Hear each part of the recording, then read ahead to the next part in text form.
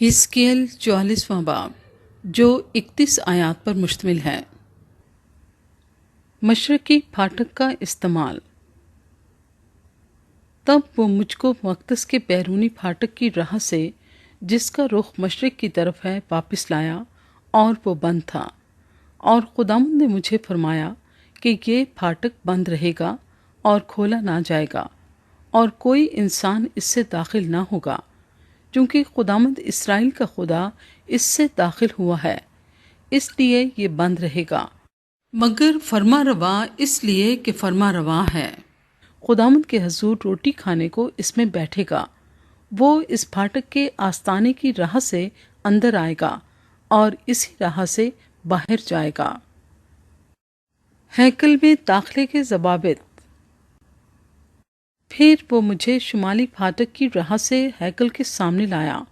اور میں نے نگاہ کی، اور کیا دیکھتا ہوں کہ خداوند کے جلال نے خداوند کے گھر کو معمور کر دیا، اور میں منہ کے بل گرا، اور خداوند نے مجھے فرمایا، اے آدمزاد، خوب غور کر اور اپنی آنکھوں سے دیکھ، اور جو کچھ خداوند کے گھر کے احکام و قوانین کی بابت تجھ سے کہتا ہوں اپنے کانوں سے سن، اور گھر کے مدخل کو اور مقدس کے سب مخرجوں کو خیال میں رکھ۔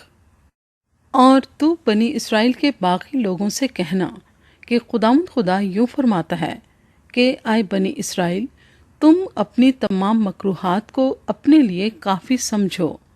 چنانچہ جب تم میری روٹی اور چربی اور لہو گزرانتے تھے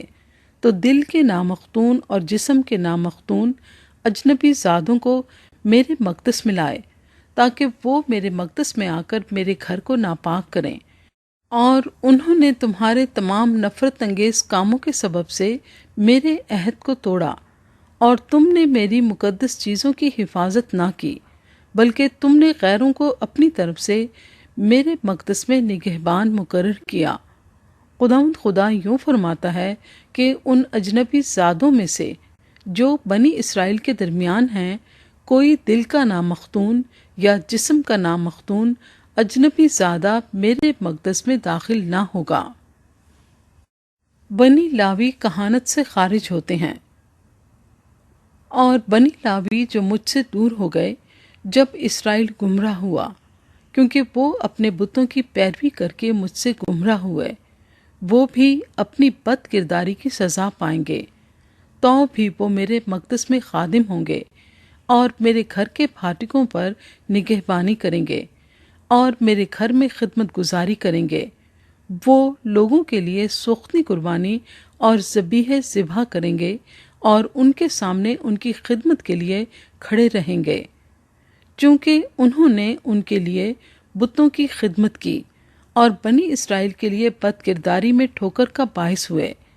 اس لیے میں نے ان پر ہاتھ چلایا، اور وہ اپنی بد کرداری کی سزا پائیں گے، خداوند خدا فرماتا ہے۔ اور وہ میرے نزدیک نہ آ سکیں گے کہ میرے حضور کہانت کریں، نہ وہ میری مقدس چیزوں کے پاس آئیں گے، یعنی پاک ترین چیزوں کے پاس، بلکہ وہ اپنی رسوائی اٹھائیں گے اور اپنے گھنونے کاموں کی جو انہوں نے کیے ہیں سزا پائیں گے، تو بھی میں ان کو ہیکل کی حفاظت کے لیے اور اس کی تمام خدمت کے لیے اور اس سب کے لیے جو اس میں کیا جائے گا نگہبان مقرر کروں گا۔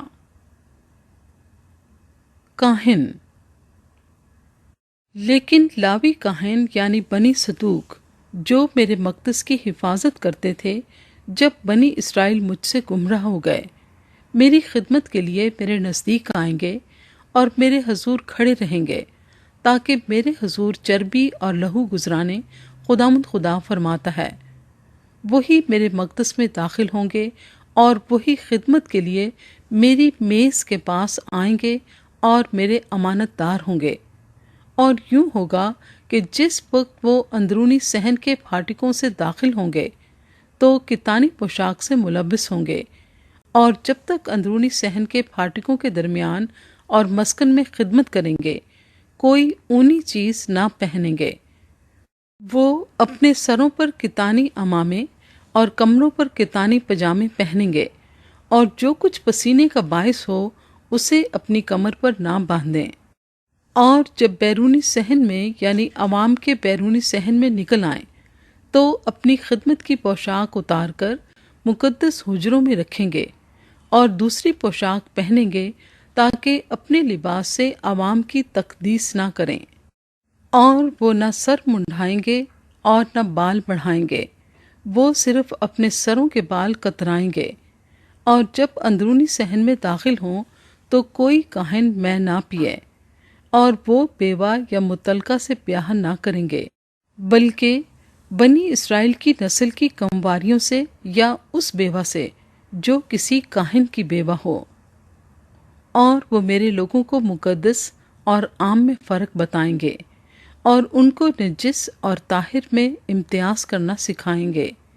اور وہ جھگڑوں کے فیصلے کے لیے کھڑے ہوں گے اور میرے احکام کے مطابق عدالت کریں گے، اور وہ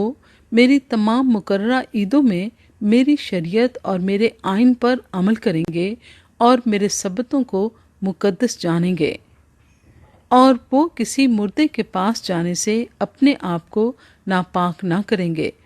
مگر فقط باپ یا ماں یا بیٹے یا بیٹی یا بھائی یا کمواری بہن کے لیے وہ اپنے آپ کو ناپاک کر سکتے ہیں،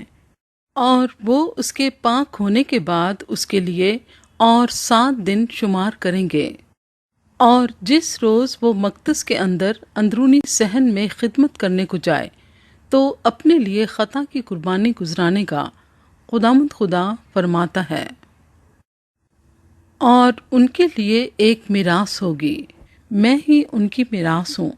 اور تم اسرائیل میں ان کو کوئی ملکیت نہ دینا، میں ہی ان کی ملکیت ہوں۔ اور وہ نذر کی قربانی اور خطا کی قربانی اور جرم کی قربانی کھائیں گے، اور ہر ایک چیز جو اسرائیل میں مخصوص کی جائے ان ہی کی ہوگی، اور سب پہلے پھلوں کا پہلا، اور تمہاری تمام چیزوں کی ہر ایک قربانی کاہن کے لیے ہوں، اور تم اپنے پہلے گندھے ہوئے آٹے سے کاہن کو دینا تاکہ تیرے گھر پر برکت ہو۔ پر وہ جو آپ ہی مر گیا ہو یا درندوں کا پھاڑا ہوا، کیا پرند کیا چرند، کاہن اسے نہ کھائیں۔